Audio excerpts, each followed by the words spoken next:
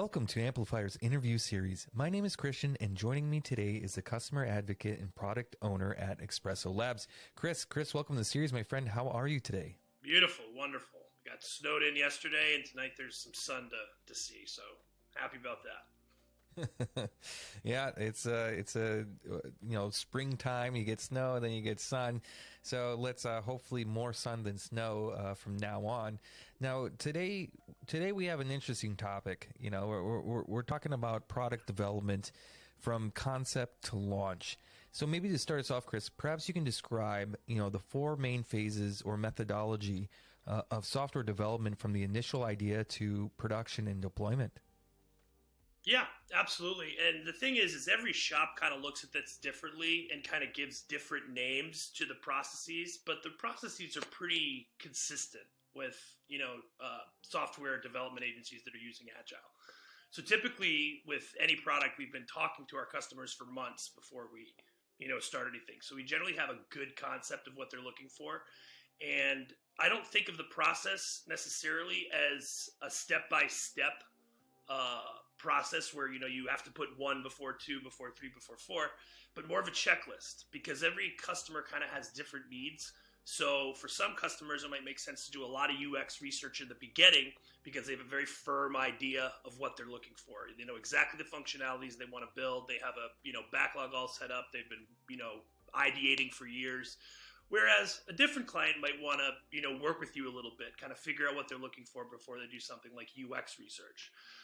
But typically what we do is we have a 4-step process where we start with UX research, then go to ideation, but we can kind of mix those two up depending on where the customer is. Then we go through UX interface design, right? So actually building out a UX flow that meets the customer's needs, and then we go to development. So it's interesting, there's a lot that goes into product development and all the different processes and methodologies. So maybe you can explain, how do you approach each phase and what steps do you take to ensure, the successful completion of each one?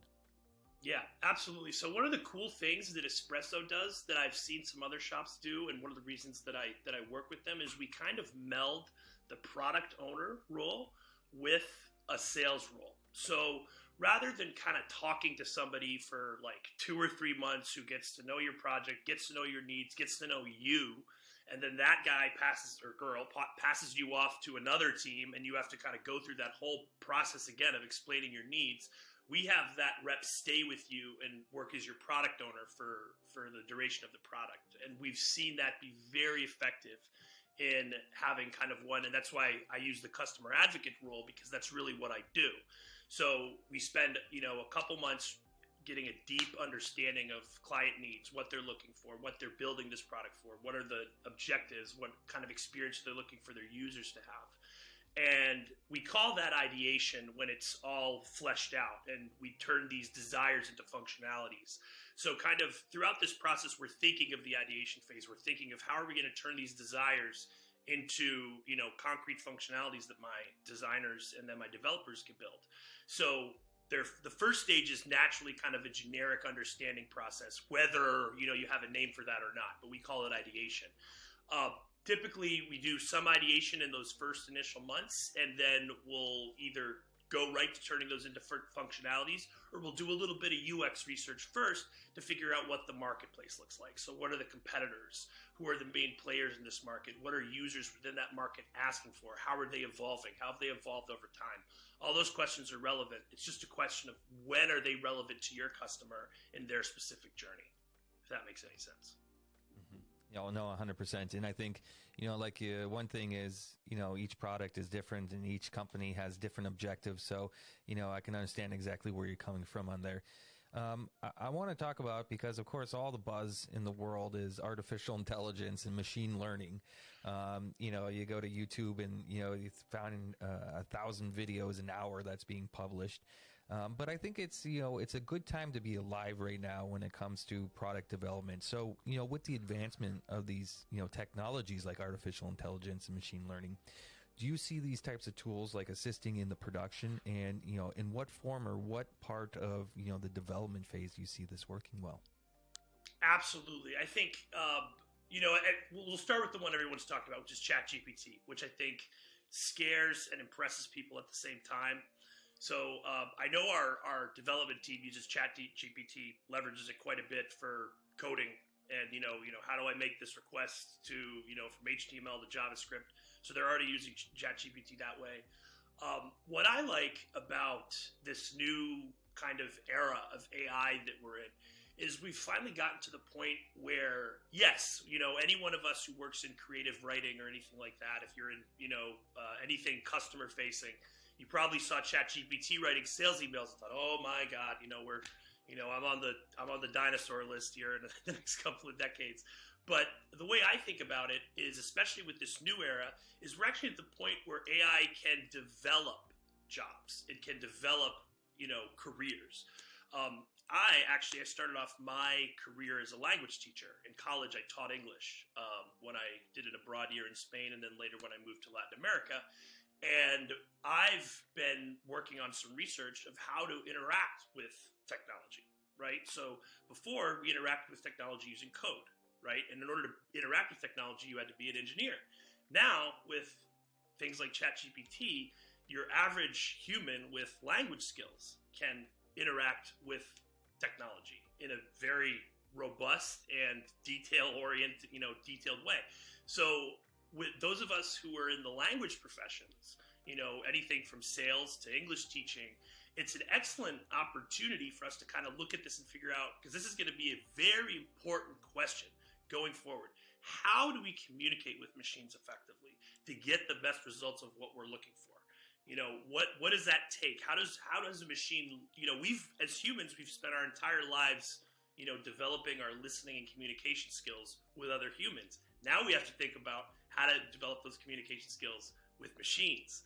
And that's a very interesting topic. Everything from how you structure your grammar, to what kind of tone you use with those machines, to what kind of protocols they have as far as how they're going to interact with you, and kind of looking at those, comparing what you see on the ChatGPT website to the actual results of your conversations. There's lots of interesting data. There's lots of interesting kind of new fields of research. So we're really excited about all of that's going on, and we're trying to leverage it as much as we can. And, I think 6 months into this new era, we're just scratching the surface of what we can do in order to leverage our own activities and provide, totally new experiences for both our users and ourselves. That's another thing that you pointed out in that question was, some people are fearful of what's going to happen next to their jobs, but really the more and more we use it as well, the more you can see it as a useful tool and be able to focus on those more creative aspects of things that, artificial intelligence can't think up, so, yeah. It's a useful tool to use in product development, and I'm looking forward to seeing what happens next. But, I have one more question for you, Chris, and I think one of the most important questions, because I'm sure there's going to be a lot of people wanting to continue this conversation. So if people are interested in finding out more about what you guys do at Espresso Labs, where can they go? EspressoLabs.com. So espresso, just like the coffee drink. We put it -labs.com.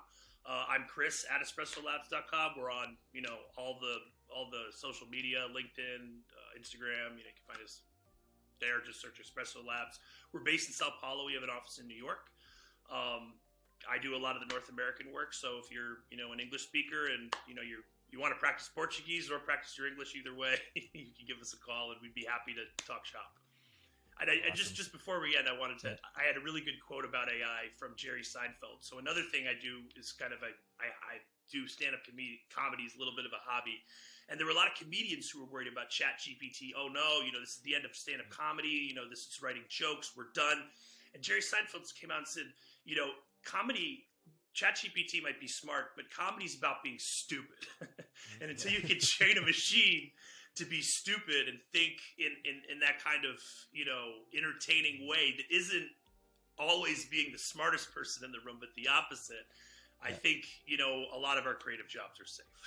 Yeah, I couldn't agree with you more. I mean, there's so many things that artificial intelligence just won't be able to recreate. Luckily, they can recreate some of the mundane tasks that we don't have to think about anymore. Exactly. So, Chris, it was brilliant to have you on. Go check out Espresso Labs. To our viewers, Go see what they're doing. They got a lot of really good content, so follow their social medias. Chris, once more, thanks for joining. It was a pleasure. Thank you. Have a great day.